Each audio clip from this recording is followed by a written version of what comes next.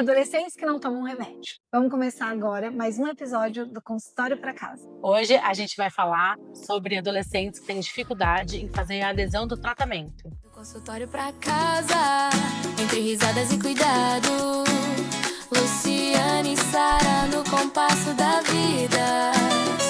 Ciência, afeto e um papo animado.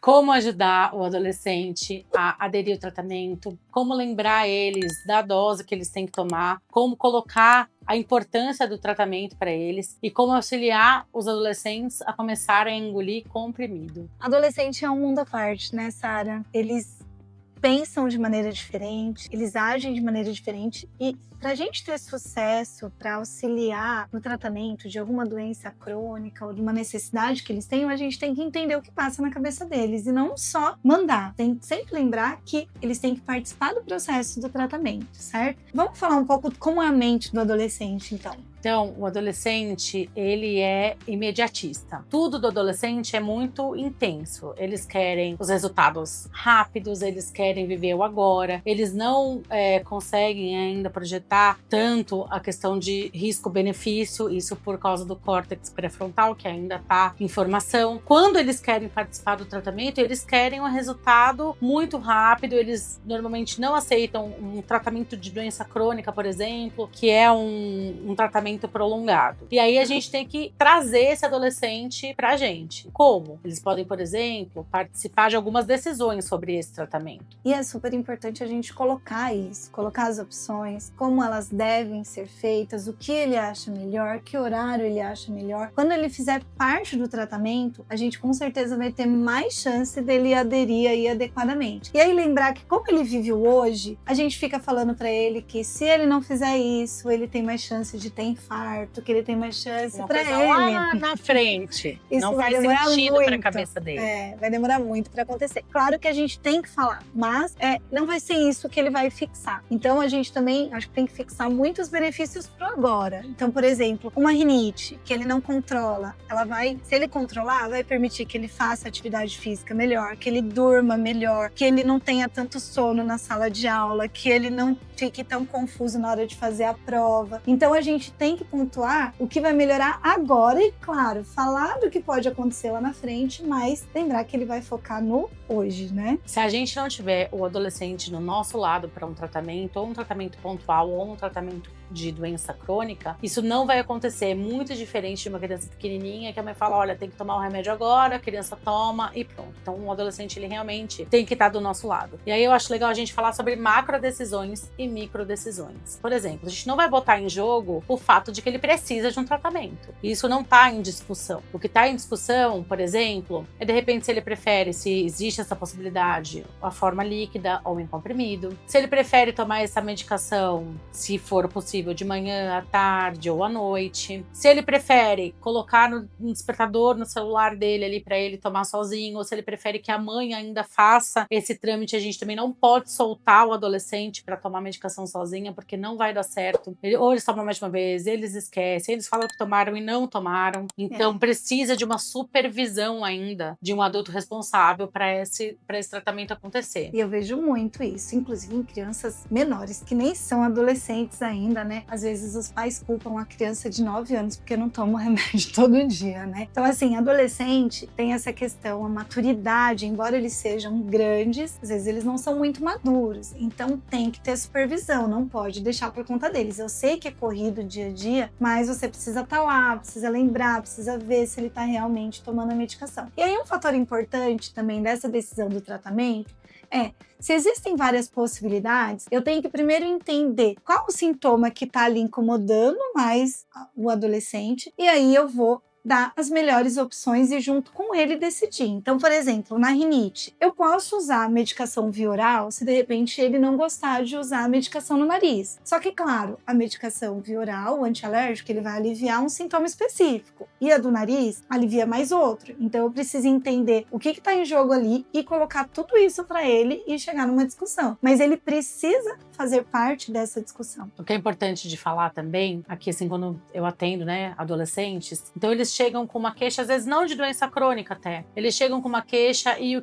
que fez a mãe trazer esse adolescente para consulta é totalmente outra queixa, que não tem nada a ver com o que está de fato incomodando. Então, é importante, quando a gente leva, né, o nosso filho adolescente para uma consulta, a gente tem as nossas preocupações, né, como pais, mas que muitas vezes não é o que está incomodando meu adolescente. Ah, meu adolescente está com sobrepeso e eu estou muito incomodada, e o adolescente chega aqui, a mãe fala, olha, não para de comer, e aí o adolescente fala, não, eu vim porque eu não estou ganhando musculatura como eu quero. Então são coisas completamente diferentes, e quando eles trazem, a gente consegue, né, como médico mesmo, unir tudo isso e usar os sintomas dele em nosso benefício para ele aceitar o tratamento. Porque a abordagem é totalmente diferente, né? Se você focar numa dieta que é para ganhar massa muscular, ele vai querer fazer. Se você focar na dieta que é para emagrecer, não vai fazer. Ele não vai achar importante. Então, assim, outra coisa que é super importante a gente levar em consideração é que os adolescentes, na grande maioria, eles são mais vespertinos. Então, eles não funcionam muito de manhã. Você já percebeu que às vezes você tem um horário que funciona direito. Eu sou matutina, por exemplo. De manhã eu acordo super animada, eu posso limpar a minha casa de manhã. Agora, se eu chego à tarde em casa para limpar a casa, ela nunca vai ser limpa. E os adolescentes, eles são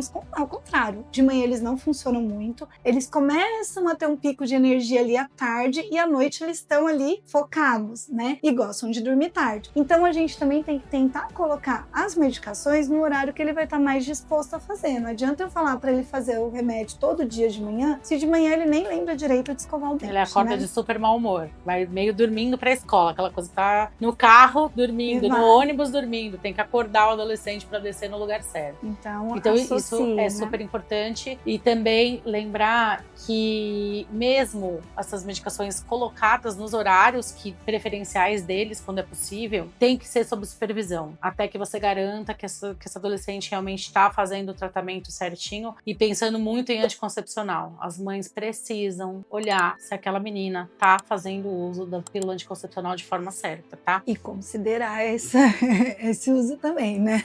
Não achar que às vezes não tá acontecendo nada. Mas isso é outro assunto. Esse é outro assunto, né? O que eles têm muita dificuldade com gostos, com cheiro. Então, às vezes, eles rejeitam a medicação porque ela deixa um gosto ruim, e a gente tem que levar isso em conta. Às vezes, a gente consegue mudar para outra. Às vezes, não, mas a gente tem que explicar e conversar sobre quais os benefícios, pontuar e fazê-lo entender que faz parte do tratamento. Uma outra questão é como fazer o meu filho engolir um comprimido. Porque assim, acima de 12 anos e normalmente acima de 35 quilos, a gente pode transitar para medicações em comprimido. Alguns são mastigáveis, né? Mas a maioria não. Você tem que deglutir aquele comprimido inteiro. E as crianças também nessa fase de transição, que eles têm medo de engasgar, eles não conseguem fazer a deglutição certinha. Então uma dica que eu sempre dou é: compra M&M's, não é a melhor coisa do mundo, mas é o que funciona, tá? M&M's, e aí vai tentar engolir aquele M&M's com água sem mastigar o M&M's. E por que M&M's? Porque se ele mastigar, não vai acontecer absolutamente nada e ele pode tentar de novo no outro dia. Ele vai adorar ficar tentando. Então, mãe, compra lá que eu vou tentar a hora que falar que que vai tentar com o M&M's. Mas o M&M's, o chocolate, não o de amendoim, né? De chocolate. Ó, o alergista tá falando que amendoim não, hein? M&M's de chocolate. Vai rasgar mesmo. Então, o que a gente vai fazer? Vai dando esse M&M's e aí, quando a gente for precisar de uma medicação, a gente tenta começar com as medicações que são menores, que o comprimido é de um tamanho menor, que tem uma aceitação bem melhor. Então, vamos agora para o nosso momento curiosidade. Hoje é a doutora Sara.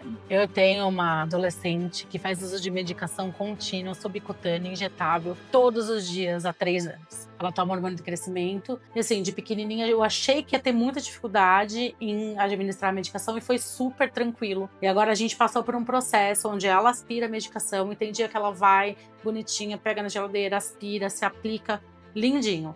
E tem dia que eu já falo, vamos tomar medicação. Ela já olha assim, com aquela cara de quem não quer. Às vezes eu venho com a medicação aspirada para fazer. Ai, mãe, posso não tomar hoje? Uma pessoa que já tá há 3 anos nesse tratamento. Então essa é a importância de ficar, né? Ficar ali, supervisionar, fazer junto, ou seja, não dá para soltar ainda. Porque se eu soltar, vai ter dia que ela vai tomar e vai ter dia que ela não vai. Então a responsabilidade não é dos adolescentes. Curtam o vídeo, compartilhem, comentem quais assuntos vocês querem, se inscrevam e a gente se vê no próximo episódio. Até lá!